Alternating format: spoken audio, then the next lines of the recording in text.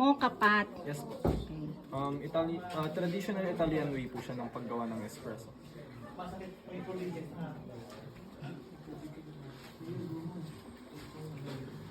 Ay, binibenta rin to? Yes po, 170 pesos each po. Ano to? Anong... Sing-sing po. Hindi, ano siya? Anong tawag mo dito? Ano siya? Ginto ba siya? Copper po. Copper. Amerikano na available.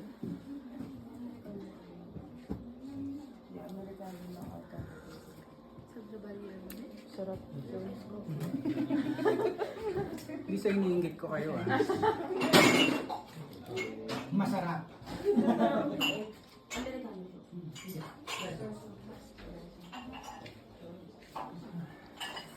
Kuya, sino po may-ari nito? Kuya, pwedeng matanong kung sino may-ari nito? National artist ba? Ng place na po na to. Oo. Si Uncle po. Hello po, sir. Yes, ma'am. Ang ganda po ng place nyo. Thank you very much. Yes, simple yan lang. Ginawang paggawa nito ng pandemic. Pandemic po ang nagbigay ng idea para gawin itong hub. At it serves the purpose naman para sa inyong mga trail walkers. Effort kung effort. A for effort. And babalik po kayo in the future, yung rice granary po na nakikita niyo dun sa likod. Gagawin po siyang fertility room. So if ever nababalik po kayo, bring your partners. What do you mean fertility room? Para po sa mga couples na gusto magkaanak lang. Ay, wow. Kailangan mo muna ng boyfriend. Kailangan para. So, ibig sabihin may mga ora-orasyon yun. Yes po, magre-ritual po si Uncle para sa inyo. Mga ilang beses po yung ginagawa. Ay, hindi ko lang po sure. Pero cleansing po siya.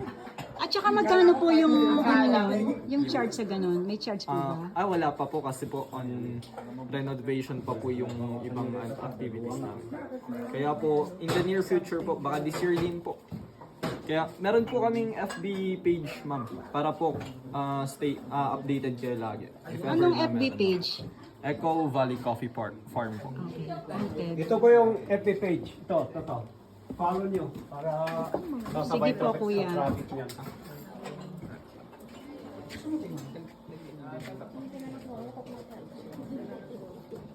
Kuya, ano pong pangalan nila? Andun, nakatatak doon. Wow, cereal. Meron din po kaming camping activities in the future po.